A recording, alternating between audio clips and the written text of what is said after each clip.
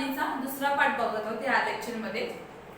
संत कृपा झाले संत बहिणाबाई यांनी लिहिलं आहे। यांचा जन्म झाला होता 1668 मध्ये, 1668 मध्ये मृत्यू झाला 1700 मध्ये। वारकरी संप्रदायातील संत कवयित्री होते। संत तुकाराम यांचे शिष्य होते। त्यांनी संत तुकारामांचे शिष्यत्व स्वीकारले होते।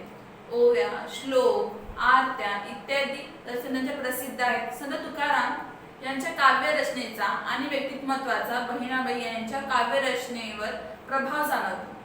त्यांच्या म्हणजे त्या ज्या अभंगाची रचना करत होत्या त्यांचे ते कळत होतं की ह्यावर संत तुकारामांचा प्रभाव पडलेला आहे। भक्ती भावनेचा उत्कट आविष्कार हा त्यांच्या अभंग रचनेचे विशेषण।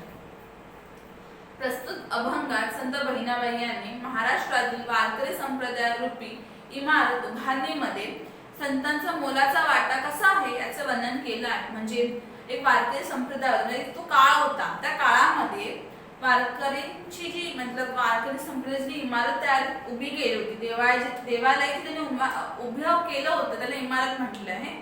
ती जी उभी केली होती त्यामध्ये प्रत्येक संतांचा कसा मोलाचा वाटा की प्रत्येक संताने आपल्या परीने कसे प्रयत्न केले ती परंपरा पुढे नेण्यासाठी किंवा ते ज्ञान होते ते लोकांपर्यंत पसरविण्यासाठी विठ्ठलाचं किंवा भक्तीचं, ते सगळं त्यांनी या खाली अभंगामध्ये व्यक्त केलं आहे। तर हे जे घेतलंय तर सकल संत गाथा खंड दुसरा संत बहिणाबाईंचे अभंग, अभंग क्रमांक 32 यातून हे अभंग घेतले आहेत। संत कृपा झाली इमारत फळार, हे म्हणजे ती संतांनी त्या एका काळामध्ये किंवा युगामध्ये जे कार्य केले महान कार्य, त्यांच्या महान कार्यामुळे त्यांना हे फळ प्राप्त झाले की त्या फळापोटीच त्यांना वारकरी संप्रदायाची निर्मिती केली। वारकरी संप्रदायाची निर्मिती केली म्हणजे वारकरी संप्रदायाच्या देवालयाची त्यांनी निर्मिती केली। त्यांच्या महान कार्यामुळे त्या एका युगाची किंवा त्या एका काळाची म्हणजे वारकरी संप्रदायाची निर्मिती झाली संतांच्या महान कार्यामुळे। पुढे म्हणतात की ज्ञानदेवी रचिला पाया उभारले देवालय। हे जे देवालय उभारलं होतं त्याचा पाया कोणी भक्कम केला किंवा मजबूत केला तर ज्ञानदेव, संत ज्ञानदेव होते किंवा संत ज्ञानेश्वर यांनी रचिला पाया उभारले देवालय। म्हणजे जो देवालय उभारलं होतं, जे देवालय त्यांनी उभं केलं होतं त्या देवालयाचा जो पाया होता तो कोणी रचिला, कोणी निर्माण केला किंवा कोणी भक्कम केला तर संत ज्ञानेश्वर। म्हणजे संत ज्ञानेश्वरांचा जो काळ होता त्यांनी लोकांना शिकवण दिली होती की एका छताखाली आपण सगळ्यांनी एकत्र आणलं पाहिजे, परत समतेने समान वागणूक सगळ्यांना दिली पाहिजे। अमृतानुभव, ज्ञानेश्वरी, हरिपाठ हे त्यांनी लिहिलेले ग्रंथ। परत त्यांनी काय केलं होतं की आध्यात्मिक व तात्विक बैठक दिली, म्हणजे लोकांशी कसं वागलं पाहिजे, म्हणजे भावांचं नातं कसं असलं पाहिजे या समाजामध्ये, सगळ्यांनी एका छताखाली एकत्र आलं तर सगळ्या गोष्टींवरती आपण मात करू शकतो। ही सगळी शिकवण होती ही त्यांनी लोकांना दिली होती।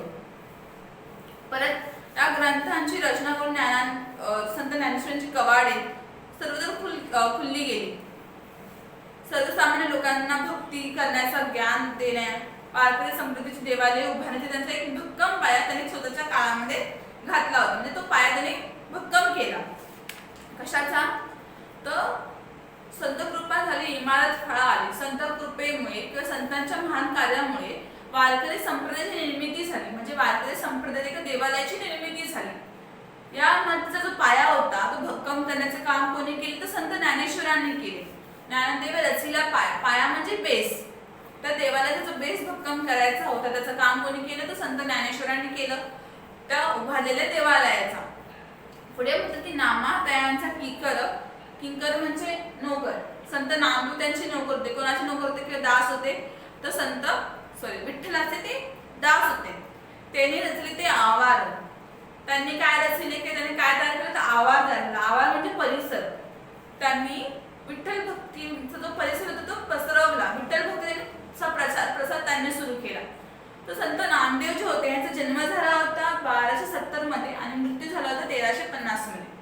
तर 26 ऑक्टोबर 1250 मध्ये संत नामदेव जे होते त्यांचा जन्म झाला होता आणि म्हणजे शिवाजी महाराजांच्या जवळपास 400 वर्ष आधी त्यांचा जन्म झाला होता आणि त्यावेळेस उत्तरेत मुस्लिम सत्ता स्थिर झाली होती आणि दक्षिणेत त्यांचा पायरव म्हणजे त्यांची जी चाहूल होती ती ऐकू येत होती. तर धर्माच्या नावाने त्या टाइम मध्ये हिंदू धर्म मातंड आणि जे बहुसंख्य मुस्लिम शासक होते ते बहुसंख्य भारतीयांना दुय्यम दर्जाचे म्हणजे एकदम लो लेवल किंवा हीन जीवन जगण्याला भाग पाडत होते. त्याविरुद्ध त्या काळात संत परंपरेने मोठी क्रांती घडवून आणली. क्रांती म्हणजे मोठं परिवर्तन किंवा बदल जे घडवलं ते संत परंपरेने संत लोकांनी घडवून आणलं.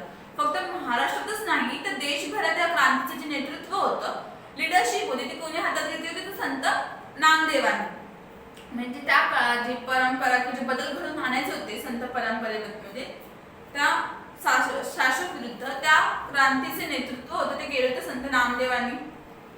संतांचे नामदेव होते ते एका शिंपी घरात परिवारात शिंपी म्हणजे ते टेलर्स असतात त्यांना शिंपी बोलतात. तर त्यांच्या परिवारात त्यांचा जन्म झाला होता. त्यांचा जन्म झाला होता हिंगोली जिल्ह्यातील तरमी गावात एका पंढरपुरात त्यांचा जन्म झाला होता. त्यांच्या वडिलांचे नाव होते दामा शेट्टी आणि आईचे नाव होतं गोनाई आणि बहीण होती औबाई. तर ते देवपिसे होऊन म्हणजे त्यांनी विठ्ठल भक्तीमध्ये एवढे मग्न होते की विठ्ठल विठ्ठल सर्वत्र त्यांना फक्त विठ्ठलच दिसायचे. आणि सुरुवातीला त्यांच्या विठ्ठल भक्तीला विरोध झाला होता घरातून. नंतर त्यांचे जे फॅमिली मेंबर्स होते त्यांनी हे सगळं त्यांची विठ्ठल भक्ती स्वीकारली. त्यांच्यामध्ये एक अशी कहाणी सुद्धा आहे की जेव्हा संत नामदेव लहान होते तेव्हा त्यांनी विठ्ठलासाठी नैवेद्य घेऊन गेले होते. मग तेव्हा त्यांना असं वाटलं होतं की आता तर मी विठ्ठलाला नैवेद्य देणार तर विठ्ठल माझ्यासमोर प्रकट होणार आणि तो विठ्ठल सगळा नैवेद्य ग्रहण करणार. म्हणून ते तिथे जोपर्यंत विठ्ठल त्याच्या समोर प्रकट होत नाही तो नैवेद्य ग्रहण करत नाही तोपर्यंत तिथे तसेच बसून होते लहानपणी. आणि अशी कथा आहे की त्यांची त्या हट्टापायी विठ्ठल तिथे प्रकट सुद्धा झालेला आणि तो नैवेद्य ग्रहण सुद्धा केलेला. अशी ती दुसरी कथा सुद्धा आहे पण ती थोडा ह्यापेक्षा थोडी वेगळी आणि महत्वाची आहे. काय झालं होतं इथे सुकी भाकरी संत नामदेव खात होते. सुकी भाकरी आणि ते एवढं काय झालं की कुत्रा आला आणि त्यांच्या हातातील सुकी भाकरी घेऊन तो पळून गेला. तर संत नामदेव त्या कुत्र्याच्या मागे पळायला लागले. तर का ते तुपाची पाटी घेऊन त्या कुत्र्याच्या मागे पळायला लागले. तर का आता कुत्र्याला सुकी भाकरी खायला लागेल म्हणून ते तुला त्याला तुपाची वाटी देते की तुपासोबत तू भाकरी खा. असे होते आपले संत नामदेव. तर अशा संत नामदेवांनी काय केलं तर संत नामदेवांनी नामा त्यांचा किकर त्यांनी रचले ते आवार की संत नामचे होते त्यांनी दायित्व या फिर दासित्व त्यांनी आपलं दासित्व या फिर दास म्हणून स्वीकार केला होता. विठ्ठलाचे दास म्हणून ते स्वीकार केले होते त्यांनी आणि त्यांनी रचले ते आवार आणि त्यांनी विठ्ठल भक्तीचा जो आवार होता किंवा परिसर होता तो रचण्याचं काम संत नामदेव यांनी केलं.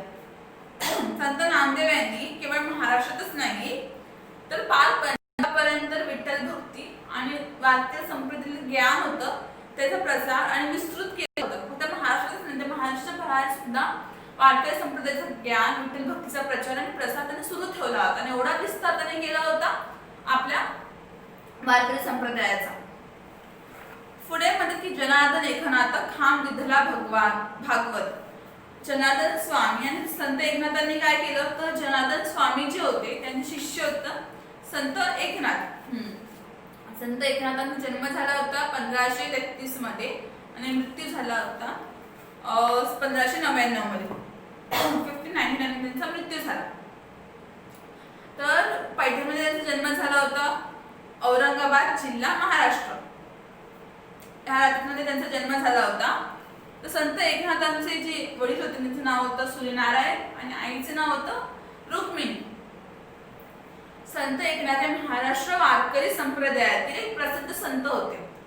शांतीब्रह्म संत पदाला पोहोचलेले आणि सत्पुरुष उच्च कोटीचे समाज सुधारक सुद्धा होत्या. समाजाला सुधारायचे महान तत्ववेता संस्कृत भाषेचे गाढे अभ्यासक अशा अनेक नावांनी ते ओळखले जात होते.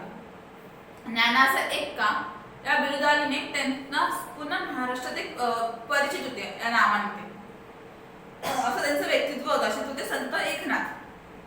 आता ह्यांना विठ्ठल भक्तीचा नाद लागला तरी कसा लहानपणीच त्यांचे आईवडील मरण पावले होते जेव्हा ते लहान होते तेव्हा त्यांचे संगोपन केले त्यांचे आजोबा चक्रपाणी यांनी आणि ते सुद्धा चक्रपाणी यांनी त्यांचं संगोपन केलं आणि संत भानुदास संत एकनाथांचे पंजोबा होते. नाव ऐकलं असेल संत रामदास. तर संत एकनाथाचे पंजोबा होते, म्हणजे त्यांच्या घराण्यामध्ये संतांचा एक वारसा होताच, त्यामुळे ते गुण यांच्यामध्ये सुद्धा अवतरले होते संत एकनाथांमध्ये. तर त्यांनी संत एकनाथांनी जनार्दन स्वामींचं शिष्यत्व, ते त्यांचे शिष्य ते स्वीकार केले होते. ते त्यांचे शिष्य म्हणून त्यांच्या सोबत महाराष्ट्रभर प्रचार करण्यासाठी पायी भ्रमण करायचे. संत एकनाथांनी जनार्दन स्वामींना आपले गुरु मानले होते. त्यांच्याकडून एकनाथांनी वेदांत, योग, भक्ती योग याचं सगळं शिक्षण घेतलं होतं. बराचसा काळ त्यांनी ध्यानामध्ये घालवला. नंतर ध्यान घालवल्यानंतर गुरूंबरोबर त्यांनी तीर्थयात्रा सुरू केल्या आणि नंतर त्यांनी गृहस्थाश्रम स्वीकारला. बैदारुगड असे म्हणत त्यांनी अभंग रचना, भारूड, जोगवा, गवळणी, गोंधळ यांच्या साह्याने जनजागृती केली. म्हणजे लोकांना जागृत करण्याचे काम त्यांनी केले. संत एकनाथ हे संत कवी होते, पथकवी होते व तत्वकवी होते. त्यांनी आपल्या साहित्याद्वारे जनतेचे रंजन, प्रबोधन केलेच.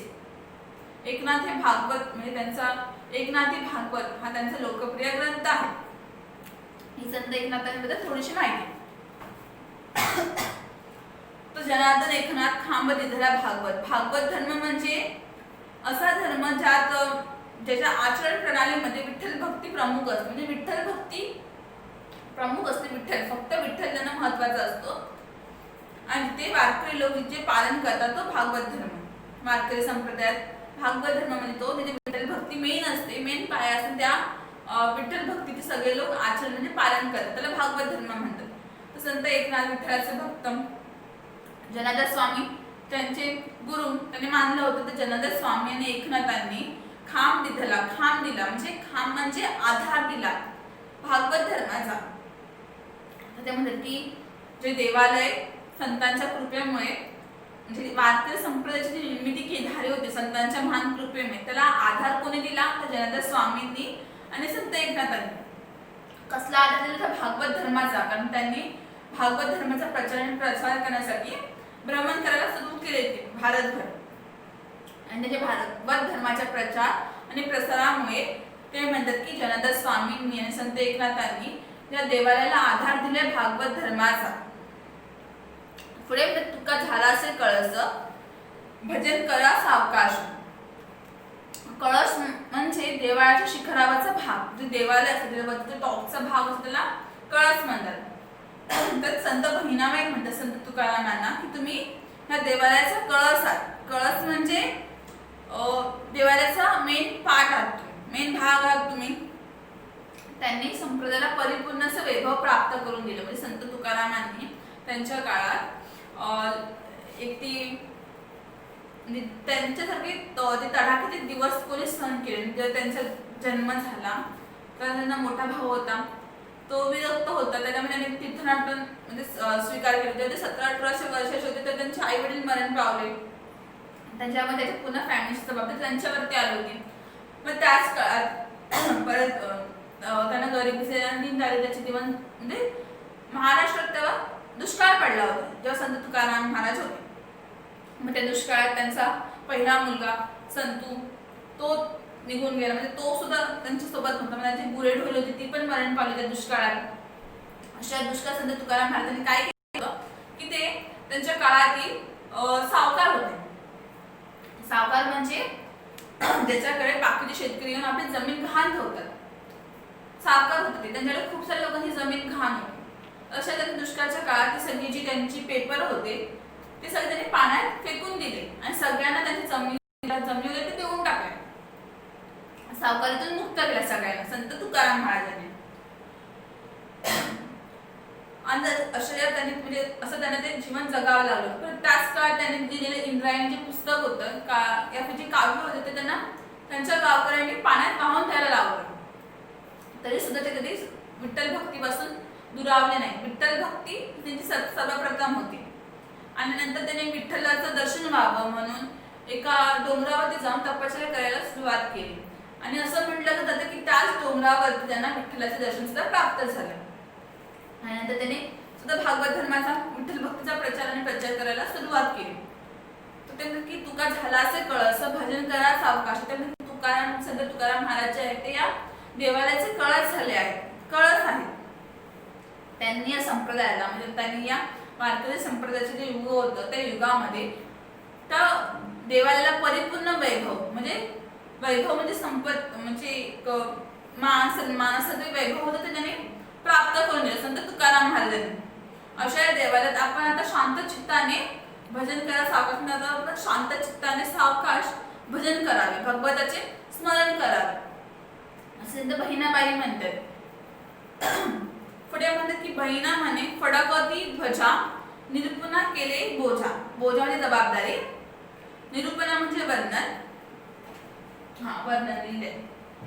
बहिणी म्हणे फडकती ध्वजा, म्हणजे की या देवालयावरती जी ध्वजा फडकत आहे, ती जी ध्वजा लहरत आहे ती कशाच्या बोजा म्हणजे कशाच्या जबाबदारीवरती लहरत आहे तर ज्ञानाच्या आणि भक्तीच्या. अभंगाच्या शेवटीच्या कडव्यात बहिणाबाई म्हणतायत की या वारकरी संप्रदायाचे जे देवालय आहे त्याचे तिथे ध्वजा जे फ्लॅग जे फडकत आहे ते कशाच्या जोरात ते फडकत आहे, त्या कशाच्या जबाबदारीवरती भक्ती आणि ज्ञानाच्या जोरावरती ते फडकत आहे. मी फक्त त्याचं काय करते निरूपण म्हणजे वर्णन करते. ह्या सगळ्या गोष्टीचे वर्णन करत आहे ते फक्त संत बहिणाबाई वर्णन करते. निरूपण म्हणजे वर्णन करणे किंवा व्याख्यान. तर ते काय बोलतात की संत कृपा झाली इमारत फळ आली, म्हणजे संतांच्या महान कार्यामुळे वारकरी संप्रदायाची निर्मिती झाली किंवा वारकरी संप्रदायाच्या देवालयाची निर्मिती झाली तर संतांच्या महान कार्याला फळ म्हणून. ओके. ज्ञानदेवी रसीला पाया उभारलेले देवालय, त्याने संत ज्ञानेश्वरांनी देवालय उभारलं होतं संतांनी, त्या देवालयाचा जो पाया होता किंवा जो बेस होता तो भक्कम किंवा स्ट्रॉंग करण्याचं काम कोणी केलं, संत ज्ञानेश्वरांनी केलं. नामा त्यांचे किंकर नोकर दास संत नामदेव भगवान विठ्ठलाचे दास होते. त्यांनी दायित्व स्वीकार केलं होतं. त्याने नसेल ते आवार आणि त्याने काय रचलं आवार म्हणजे परिसर. संत विठ्ठलाची जी भक्ती होती किंवा भागवत धर्माचा जो प्रचार होता तो सर्वत्र पसरवण्याचं काम संत नामदेवांनी केलं. पुढे म्हणजे संत नामदेवांनी काय केलं तर केवळ महाराष्ट्रातच नाही तर महाराष्ट्राच्या बाहेर जाऊन सुद्धा त्यांनी भागवत धर्माचा प्रचार आणि प्रसार करण्याचे काम केलं होतं. पंजाब पर्यंत त्याने संतांची जी शिकवण होती ती पसरवण्याची त्यांनी कार्य केलं होतं. जनार्दन एकनाथ खांब दिला भागवत आणि जनार्दन स्वामींनी आणि संत एकनाथांनी काय केलं तर खांब दिला म्हणजे आधार दिला. कसला आधार दिला तर भागवत धर्माचा. त्यांनी भारतभर भ्रमण करून भागवत धर्माचा प्रचार आणि प्रसार करत होते संत एकनाथ आणि जनार्दन स्वामी. तर त्यांनी की या दोघांनी मिळून या वारकरी संप्रदायाला त्या काळातील देवालयाला खांब दिला, आधार दिला भागवत धर्माचा आणि प्रचार केला त्याचा. पुढे ते म्हणतात की तुका झालाचे कळस भजन करा सावकाश. ते म्हणतात की संत तुकाराम महाराज तुम्ही या देवालयाचे कळस झालात. कळस म्हणजे देवालयाच्या शिखरावरचा भाग मेन. तुम्ही कळस झालात, तुम्ही या देवालयाला परिपूर्ण वैभव प्राप्त करून दिले की तुम्ही या देवालयाचे जे कार्य होते ते परिपूर्ण केले, असं मान सन्मान जे वैभव प्राप्त करून द्यायचे ते तुम्ही करून दिले, तुम्ही तुमचं कार्य केले. आता तुम्ही शांत चित्ताने या देवालयात बसा आणि भगवान विठ्ठलाचे किंवा माऊलीचे भजन करा म्हणजे सावकाश त्यांचं चिंतन करा.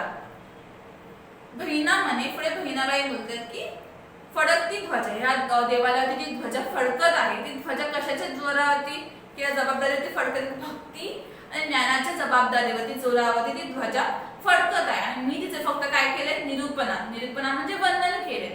बहिणाबाईंनी फक्त वर्णन केले कशाचं तर देवालयाच्या वरती ती ध्वजा फडकत आहे त्या ध्वजेचं जी देवालयाची ध्वजा फडकत येते देवालयाचं मी फक्त वर्णन केले. ती ध्वजा कशाच्या जबाबदारीवरती फडकत आहे तर ज्ञानाच्या आणि भक्तीच्या. ज्ञान आणि भक्ती या दोन गोष्टींच्या जबाबदारीवरती ती देवालयाची ध्वजा फडकत आहे आणि त्याचं फक्त वर्णन केले बहिणाबाई यांनी, संत बहिणाबाई. तर आता आपण मराठीच्या लेक्चर मध्ये संतवाणीचा सेकंड पार्ट संत कृपा झाली चा स्वाध्याय बघणार आहोत.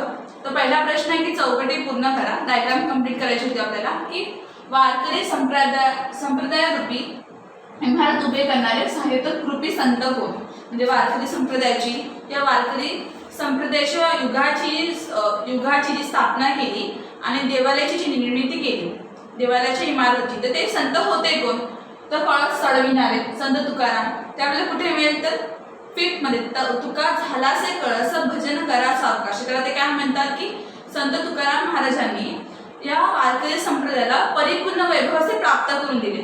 म्हणजे त्याचे जे गोल्स असतील ते अचीव करण्यासाठी त्यांनी खूप मदत केली आणि ते सगळे त्यांची कार्य होती आणि ते वैभव त्यांना प्राप्त करायचं होतं. तेवढं सगळं संत तुकाराम महाराजांमुळे त्या वारकरी संप्रदायाला प्राप्त सुद्धा झाले. मग तुम्ही आता शांत चित्ताने त्या मंदिरात बसून फक्त देवाचे स्मरण करा किंवा भक्ती करा असे ते म्हणते. तर कळस कोणी चढवला? संत तुकाराम महाराज. कळस चढविणे म्हणजे आपल्या वारकरी संप्रदायाला परिपूर्ण वैभव असं प्राप्त करून दिले. म्हणजे त्यांनी काही ते विचार केले असतील किंवा ते प्लॅन्स केले असतील ते सगळं त्यांनी मिळवून दिले. संत ज्ञानेश्वर पाया रचणे ह्याचं आहे सेकंड की ज्ञानदेवे रचिला पाया उभारले देवालय. म्हणजे जी वारकरी संप्रदायाची जी स्थापना केली, जी सुरुवात केली होती संत ज्ञानेश्वरांनी. नंतर आहे की खांब होणारे म्हणजे आधार देणारे. आधार कोणी दिला तर संत एकनाथ महाराज. इथे तुम्ही जनार्दन स्वामींचं नाव नाही लिहू शकते, ते संत होते, ते स्वामी होते म्हणून फक्त संत एकनाथ महाराज यांनी खांब दिला म्हणजे त्या वारकरी संप्रदायाला आधार दिला. कारण ते त्यांच्या स्वामींसोबत पूर्ण भारतभर फिरून भागवत धर्माचा म्हणजे विठ्ठल भक्तीचा प्रचार आणि प्रसार करत होते. भागवत धर्म म्हणजे त्यामध्ये विठ्ठल भक्ती असते, विठ्ठलाबद्दल प्रेम असतं, त्याला भागवत धर्म म्हणतात. नंतर भिंती उभारणे. भिंती कोणी उभारल्या तर संत नामदेव नामा त्यांचा किकर नोकर त्याने रचले ते आवार. त्यांनी भिंती उभारल्या म्हणजे त्या वारकरी संप्रदायाचा तो एक परिसर होता किंवा त्यांची जी भक्तांची एक मर्यादा होती त्या मर्यादा बनवणारे होते संत नामदेव. आणि त्यांनी फक्त म्हणजे भारतात महाराष्ट्रातच नाही तर पंजाबपर्यंत भागवत धर्माचा प्रचार केला होता. नंतर आहे प्रश्न दुसरा, कंसातील उत्तरांच्या आधाराने संकल्पना स्पष्ट करा. खाली पर्याय दिले आणि आपल्याला फक्त वरती फिलअप करायचे की वारकरी संप्रदाय रूपी इमारती संबंधित संकल्पनांचा अर्थ स्पष्ट करा. म्हणजे आपल्याला संकल्पना दिली आहे की पाया कोणी रचला, आवाज रचला, खांब होणे आणि कळस चढवणे. हा संकल्पना होता, त्याचा स्पष्ट अर्थ काय आहे तो आपल्याला सांगायचा आहे. तर ब्रॅकेटमध्ये दिला आहे खाली की परिसर प्रचाराने व्यापक केला, परिपूर्ण वैभवापर्यंत पोहोचवलं, वारकरी संप्रदायाची स्थापना केली, संप्रदायाला गुरुकृपेने बळकट केले. तर पाया कोणी रचला तर संत ज्ञानेश्वरांनी रचला होता. म्हणजे वारकरी संप्रदायाची स्थापना जी होती ती संत ज्ञानेश्वरांनी केली होती. मग पुढे आहे की आवाज रचणे. आवाज कोणी तयार केला तर संत नामदेव. या संप्रदायाचा परिसर प्रचार व प्रसार करून त्यांनी व्यापक खूप मोठा त्यांचा प्रचार आणि प्रसार केला की महाराष्ट्रापासून पंजाबपर्यंत भक्ती यांनी पसरवली होती. थोडं त्यांचं ते पूर्ण क्षेत्र होतं. नंतर खांब होणे. खांब कोण झाले होते तर या संप्रदायाच्या विचारांना बळकटी आणण्यासाठी भक्कम आधार देणारे आणि संप्रदायाला गुरुकृपेने बळकट करणारे जे होते जनार्दन स्वामी आणि संत एकनाथ यांनी त्याला आधार दिला. जेव्हा त्यांनी ती स्थापना केली होती वारकरी संप्रदायाची, संत ज्ञानेश्वरांनी पाया रचला, स्थापना केली, संत नामदेवने तिचा विस्तार केला आणि लोकांमध्ये ह्याचे विचार अजून विठ्ठल भक्ती मजबूत करण्यासाठी त्यांनी प्रचार आणि प्रसार सुरू केले होते. नंतर आहे कळस चढविणे. कळस चढविण्याचा अर्थ आहे की संप्रदायाला परिपूर्ण वैभवापर्यंत पोहोचवणे. संत तुकाराम महाराजांनी कार्य केले की जे त्यांनी ठरवलेले तेवढे सगळे त्यांची कार्य होती ती पूर्ण करण्याचे काम संत तुकाराम महाराजांनी केले. नंतर आहे भावार्थावर आधारित तुका झालासे कळस भजन करा सावकाश या ओळीचा भावार्थ स्पष्ट करा. तर संत कृपाचारी हा जो अभंग आहे तो अभंग कशातून घेतलाय तर सकळ संत गाथा खंड दुसरा संत बहिणाबाईंचे अभंग.